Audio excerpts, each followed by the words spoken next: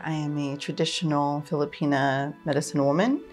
I am also the CEO of my company, Herbalaria, and we stand for propagating awareness of traditional healing methods for the healing of all generations. Well, Herbalario is a very generalized term that was an adaptation of herbolarios, which the Spaniards called us folk doctors, or the derogatory words they used were quack doctors. But originally we were the physicians of our family members, the physicians of our town, village. And so we do healing with plants, with magic, with types of prayers and herbs, all kinds of stuff, and then doing the energetic work. So it's truly a transference of energy. So when my dad passed away in 2015, he said, my powers will go to you if you want. We plan on representing our healing medicine, our culture with so much excitement, and we're just here to serve and be a part of your household and a part of your life, if you'll have us. I remember meeting you way back in 2017. I always put you on our my list of I should feature her. I should do a story on her. And this opportunity is coming now because it's the Heart Month, Love Month, Valentine's Day. And I was born and raised in the Philippines. And growing up, I always heard of Gayuma. And I've always associated with, right or wrong, I've always associated it with spiritual healers and spiritual doctors in the Philippines, in provinces, the manghihilot, and stuff like that, right? What can you say to us? And that's the opening point. Okay. Gayuma.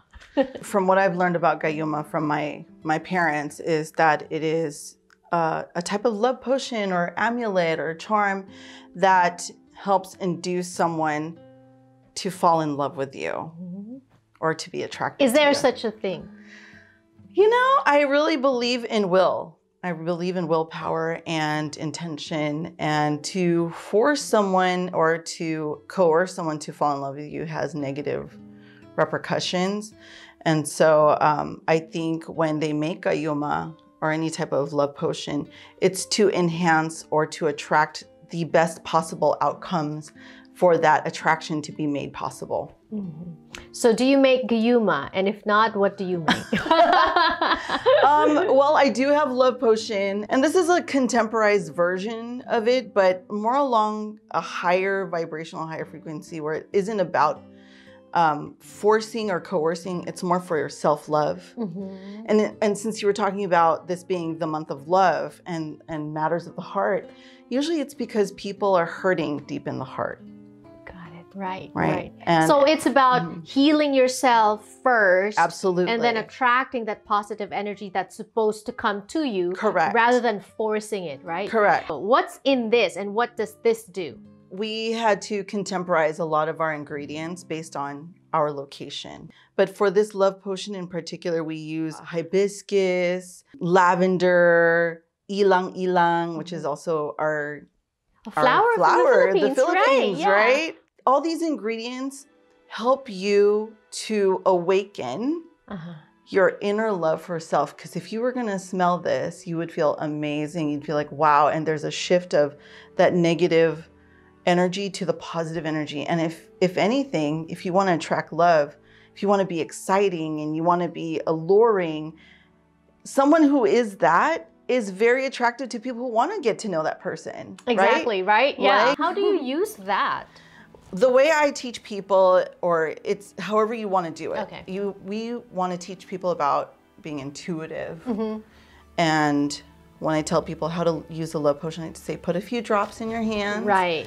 Rub it between your hands, smell it, and allow your breath to take it in, the energy to take it in. Right. Anoint your heart chakra, your heart center. Right. And then I even go as far as the sacral and the root. Right. Because you want to a lot of people push their emotions down to this area of their body. And a lot of the healing needs to go there. And so I really believe that the love potion assists with that. And here's a few drops.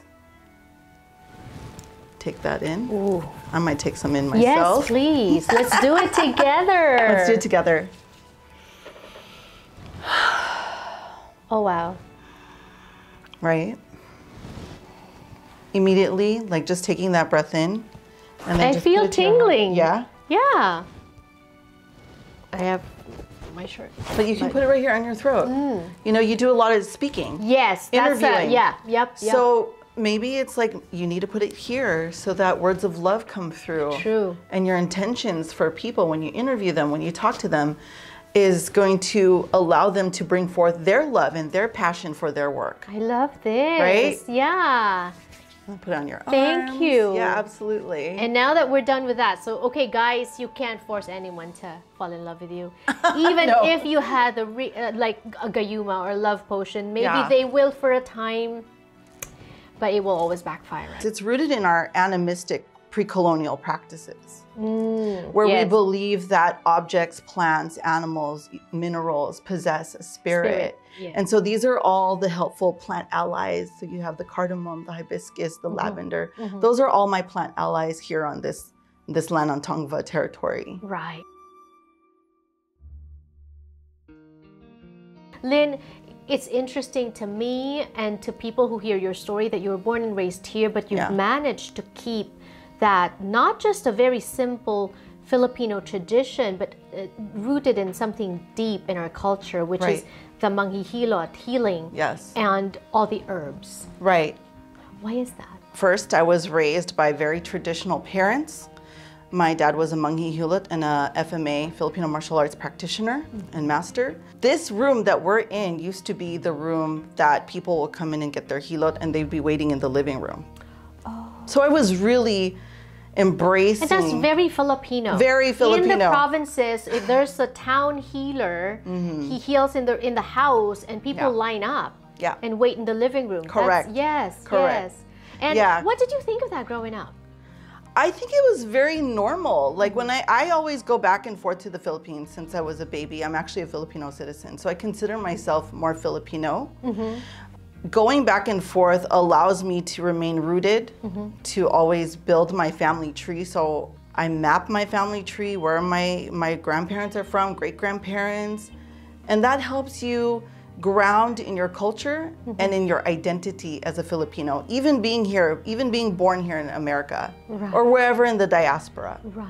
And it also develops this appreciation for culture, right? Absolutely. Which you can pass on. Yeah. So now you're a mother too. How are you passing this on to your children? Well, my kids are born with exceptional abilities, and I am just so privileged to be able to support their abilities. And you know, it may seem like some people call it gifts, some people call it a curse.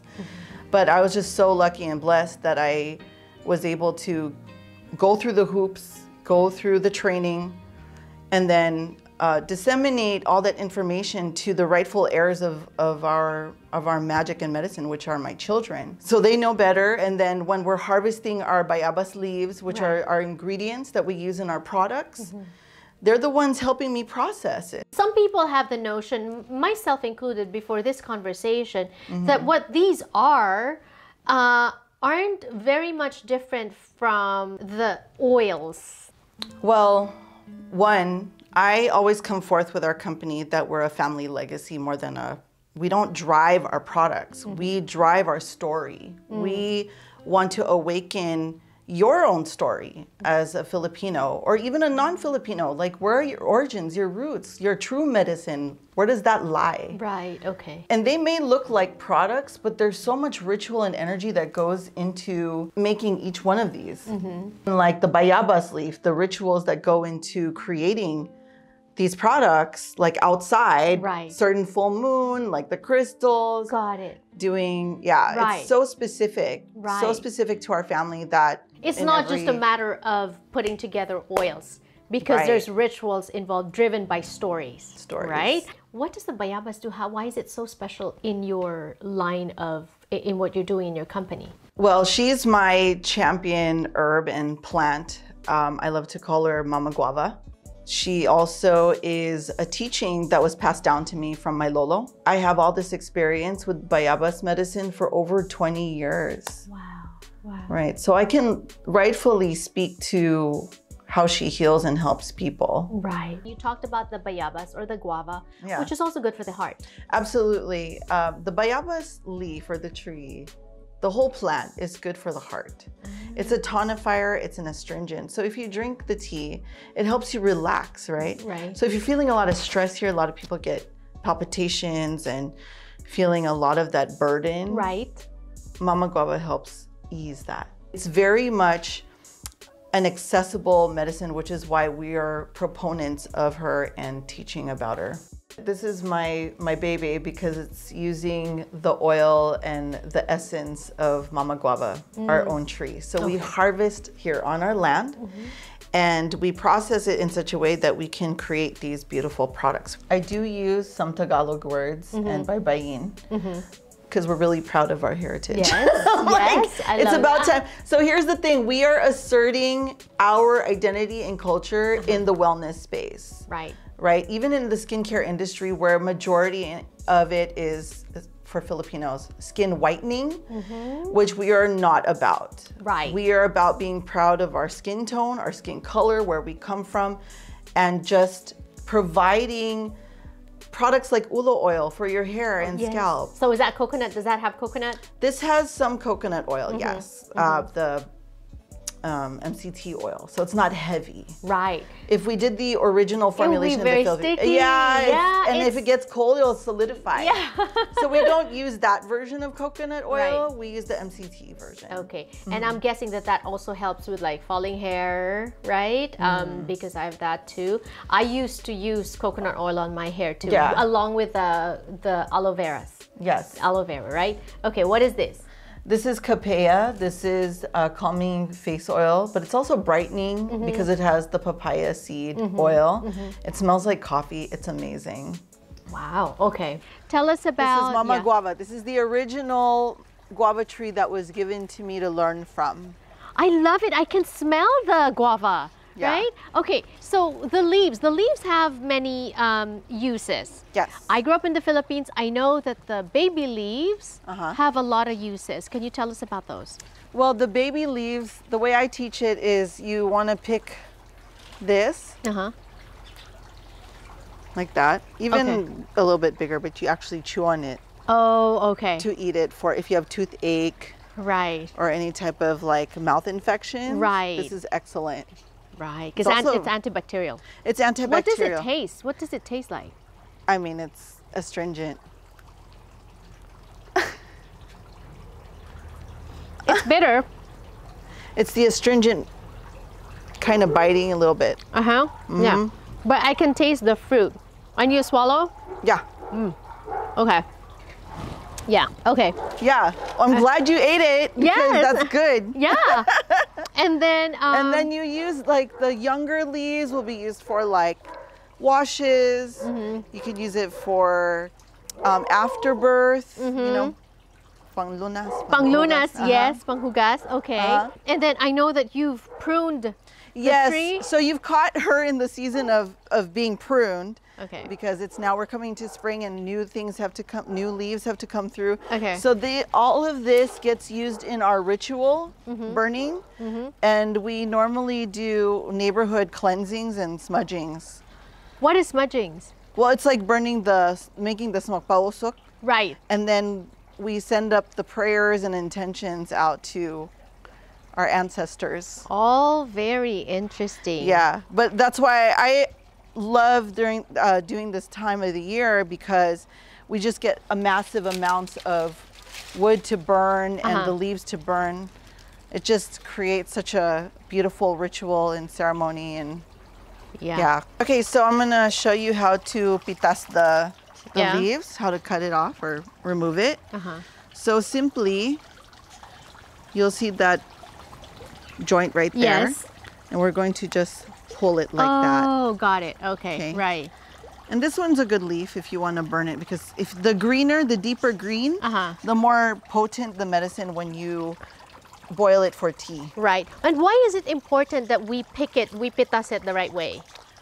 It's the energy that you're sending to Mama Guava, that you respectfully pull the leaves from her. Right. That, you know, your intention isn't just to take from her here, you know. Yeah. But there is a way to like pitas it without tearing the bark off, because if you did like this, sometimes it'll, well, it's not showing it, but it'll just tear off the bark. But that's okay. Right. It's all right. All of it is medicine. Right. You know. Okay. So those are the leaves that we can burn. Well, these are still wet. You can't burn it. You have to actually dry these first. Right. And that's why the other ones are dry. That's what I was gonna, okay. All right. And those, I don't recommend burning like just for clearing on the normal, like if you want to burn it in your house. Those are more for ritual. Got it. The ones that for regular like smudging, clearing of energy would have to be the green ones. Right. And because guava is very sensitive to the sun, it'll turn brown. Got it. Okay. So outside we were looking at the green guava leaves, and obviously you can't burn it because it's still wet, it's still fresh. Right. So we dry our leaves to curl up like this. Okay. Right. And then sometimes we'll make bayabas bundles, which are also on our website, and you can see that, herbalaria.com. Okay. But anyway, so we use this for clearing our energy. Okay. And then what you do is you put it in there. Let it burn, blow it out. Yeah. And you just waft it over you. And you only need a little bit. Unlike some smudge bundles that people expect to have fumes and big smoke, you don't really need that much with guava. It's this, right?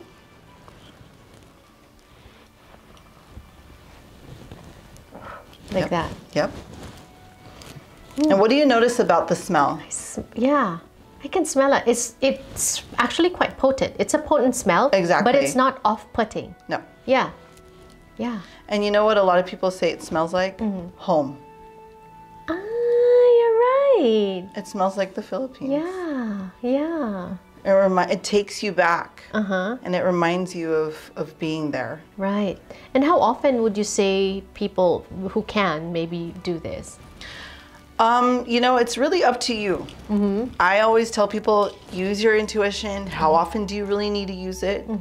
Have you been to a public space where, you know, a lot of people's energies are around you? That's when I would use it. And so when you talk about healing, we all need healing, one form of another of healing. Certainly. On different levels, right? Absolutely. And this February being the love month and the heart month, we all need to remember that, healing ourselves with love, right? And connecting to our culture and where we came from. And I love Lyn because she is representing the Filipino culture. Yes. Yeah. Thank you so much. Thank you.